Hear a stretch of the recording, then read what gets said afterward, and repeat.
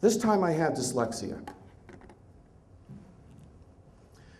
So I've got this real issue with being able to read and to decode unfamiliar words and to make an association between what I'm seeing and the sound that it's supposed to be. So reading has always been a challenge for me. Spelling is a challenge for me. Writing is a challenge for me. So I had some really, really good teachers, though, all along the way. And way back in elementary school, when they were trying to teach me to read and they were working on remediating my reading, they also taught me this thing called context clues. I don't know if you've ever heard of that. There are any teachers in the room, but with context clues, it's like if you don't know a word in the sentence, they taught me to read the whole sentence to see if that would help me figure out what that word might be. You know, maybe I could deduce what the word is going to be from that. And I got really, really good at that. The thing is, sometimes you read the sentence, you read the one before it, you read the one after it. It takes a lot of time.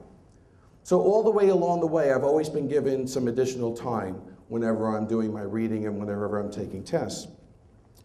So I get good grades, though. I get my books on tape from Recordings for Blind and Dyslexic because that helps me to accommodate my disability while I'm still working on learning to read. I got through middle school with terrific grades. I did well on all those state standardized tests because I had my accommodation. When I got to college, when I got to high school, my grades were really terrific. I'm still using all of the techniques that they taught me when I was younger, and I'm still getting recordings from the blind and dyslexic organizations. And when it came time to take the SATs, I got extended time, plus they had this where I could have the, an audio tape. So that worked out well for me, so I could even hear what I was seeing at the same time. And I took the SATs, and I got 1250, and I had a 3.4 GPA. I applied to, and I got into Fairleigh Dickinson Madison. Okay? And I'm going to college. I register with the Office of Disability Services, I give them my documentation, and I get my letter. So I can see my professors and talk to them. Now, I can't wait for the fall. Because you know what one of my classes is? General psychology. I've been waiting for this for years. I'm finally gonna figure out what's been wrong with my parents all these years, okay? And man, I'm gonna psych out my little brother because he's been a pain in the neck.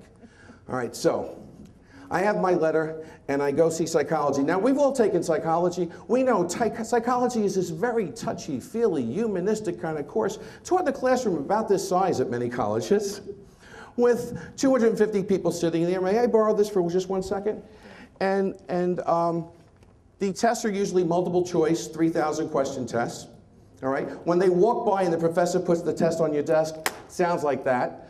The textbook is about yo big. So now, I hand my professor my note, and he opens it up and it says, I get extended time. Okay. He asked me, why? Now, all of you in the audience, I want you to take a deep breath. 27 years in high schools, 9 years here, I have found that it is much easier to deal with most of the professors I've ever had to deal with the why question than when I was working in high schools. Because often in high schools it was like, why do I have to do this? Whereas at college it's why in the curiosity sense. That's what these guys do for a living. They ask why. Why is the sky blue? Why does the water go down the toilet this way in the northern hemisphere and this way in the southern? This is what they do, so they ask why. So I always tell the kids, take a deep breath. If they ask you why, explain. And now I have to tell you that though the other two stories were made up, this one's true.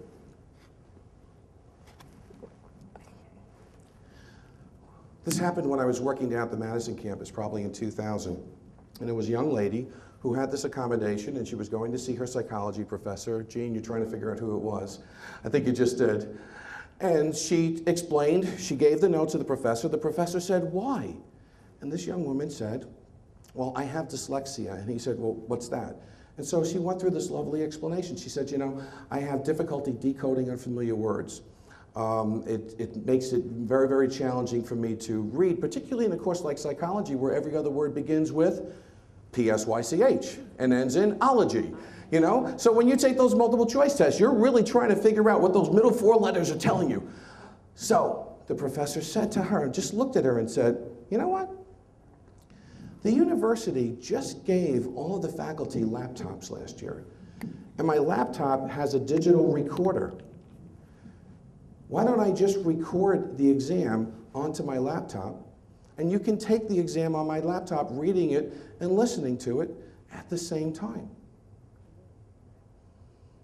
He liked the idea. She liked the idea. I didn't think it was such a bad idea. The kid wound up with an accommodation that was probably better than the one she had to begin with. But how did it happen? Could you imagine if this young woman said, "None of your business"? Because she could have. Professors are entitled to know your accommodation, but they're not entitled to know your disability unless you just choose to disclose it. What if she couldn't explain it? What if she said, "Well, I've always had extended time all the way through school, and this letter says you have to give it to me, so you have to give it to me. Otherwise, I'm going to go back and I'm going to tell everybody that you're not giving it to me. You're going to be in trouble. Wait till I tell my mother that you're not doing this." Right? What if she tried to give him some convoluted definition out of a textbook that she really didn't understand to describe what her needs were? She wouldn't have been able to get this. Yet, day after day, week after week, year after year, we who work on this side of the table greet kids who often can't do that.